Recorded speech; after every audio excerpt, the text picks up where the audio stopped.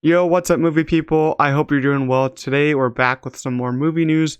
We got Futurama movie news, Twilight news, Fast and Furious, and even more. But make sure you like this video, subscribe to the channel.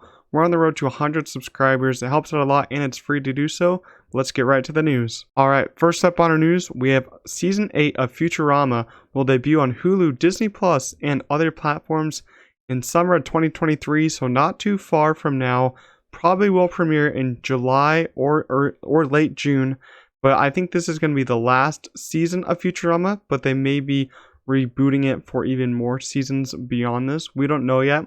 It really depends on viewer numbers, but I find this as to be really exciting because I think Futurama is one of the most underrated animated shows from back in the day, and I think it's just a hilarious show with some amazing characters, and so I'm excited to see what they can do with season 8. I'm hoping that all the voice actors did return because I'm not sure if they all did, but if they did, then that's even more exciting. I think the animation probably got upgraded to look even better, but we'll see where they do take this story with this season to see how long this season even is, and they're probably going to rely on viewer numbers to see if they want to renew it for another season past season 8. But I think all animated fans are excited for this show because we haven't seen Futurama in years, and it's going to be awesome to see the characters just back on screen. I feel like the writing just needs to be as good as the last seasons to make it great though, but I'm very excited for that. We got some Little Mermaid news. It finally has a complete runtime of 2 hours and 15 minutes. AMC Theaters has reportedly confirmed that runtime, so it should be the right runtime since it's coming out in about a month or so, a little over a month. I feel like this is a great runtime because these live action movies really need to flesh out the characters more than the animated versions, in my opinion. And I've been loving these long movies at the theaters this year and last year, so I'm very excited for this movie and what they can do with the 2 hour and 15-minute runtime because I'm hoping that every actor can shine. I'm not really sure about a couple of the things in this movie, but the trailer did sell me on to see the movie at least. So that's what a trailer should do. So that got me pretty excited. But the 2 hour runtime in 15 minutes got me even more exciting because you need a lot of time to make this movie good and make you want to care about the characters and what they're going through in this movie, especially like a movie this scale and has this much CGI, VFX. I just hope they get it done because the VFX looked a little unfinished in the trailer. But I'm hoping that they got it finished by the time the movie comes out because that would be necessary for me to see through the water. And we just had Avatar last year, so it's going to be hard to outdo Avatar, but I'm still excited, and that's a good runtime. We got news on the Knuckles spin-off series, which is basically the spin-off from the Sonic movies. We have Knuckles, and it has begun filming. And Kid Cudi is actually going to star in it alongside Idris Elba. I'm not sure who Kid Cudi is going to play. Idris Elba is returning as Knuckles, which is awesome. And it's going to take place between the second and third Sonic movie. And it's going to release on Paramount Plus. We don't really have a set date for this one. Probably early next year is looking likely for this since they're going to begin filming on it right now.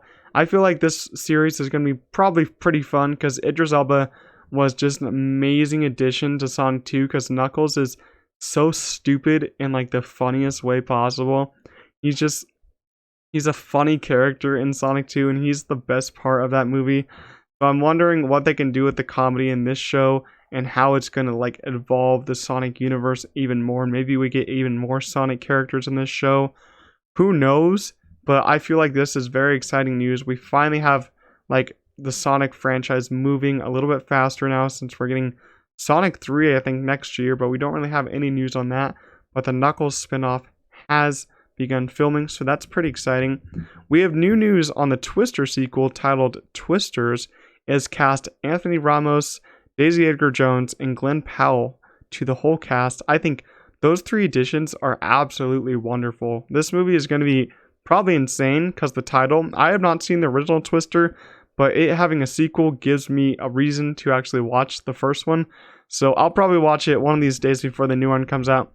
But these 3 people added to the cast are just amazing. Glenn Powell just came off of Top Gun Maverick. Daisy Edgar-Jones just came off Where the Crawdads Sing, and Anthony Ramos came off In the Heights, which they're all pretty good movies, but the performances in those movies are just amazing, and these three actors are just going to do a great job with this movie in whatever's going to happen in it. Probably some crazy stuff is going to happen in this movie, but I just don't know since I've never seen the movie Twister, so I don't know what's going to happen, but I'm happy that it has a stacked cast so far, so that's great to hear. We got Superman Legacy will begin production early 2024, so right now James Gunn is just doing pre-production, casting calls, probably getting director lined up, cinematographer, all that stuff. So we should be looking at seeing the cast of this film probably by mid this year or late this year, because they're probably going to begin filming January, February next year to get this film up and running by 2025 of July.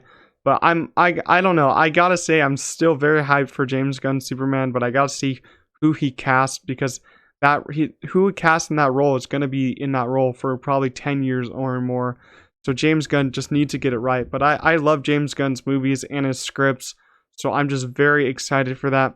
Martin Scorsese's Killers of the Flower Moon officially has a final runtime of 3 hours and 26 minutes. So luckily it's not 4 hours, because that would be a long time. That would be my longest movie ever probably. But it's 3 hours and 26 minutes, so they probably told him to cut a decent bit out of this movie, so I'm wondering if we do get like a director's cut with commentary like digitally down the road. But 3 hours and 26 minutes will probably be its theatrical runtime, which is pretty good because we've been to longer movies in the theaters, and 3 hours and 26 minutes isn't that bad if the movie's actually good. So I'm excited to see what he can do with that movie. We have new Twilight news. A Twilight Reboot is in the works as a TV series. I think this is pretty stupid. This is just like the Harry Potter thing. We don't need this reboot.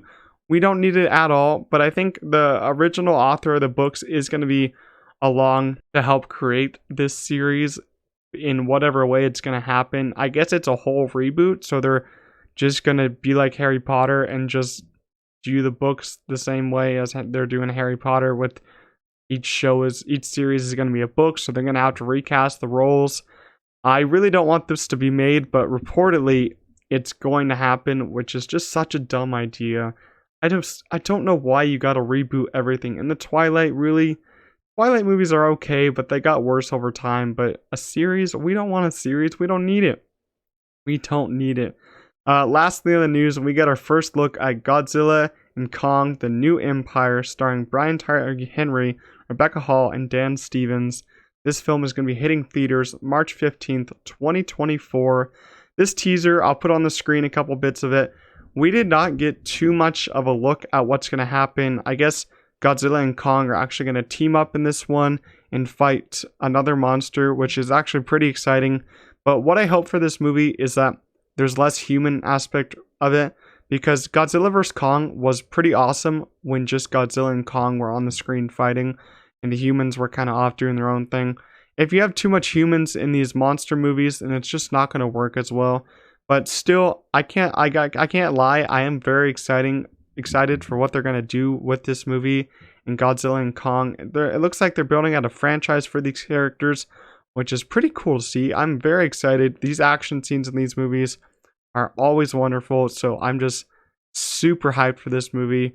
But let me know what you guys thought of the movie news today, and I'll see you guys in the next video. Peace out.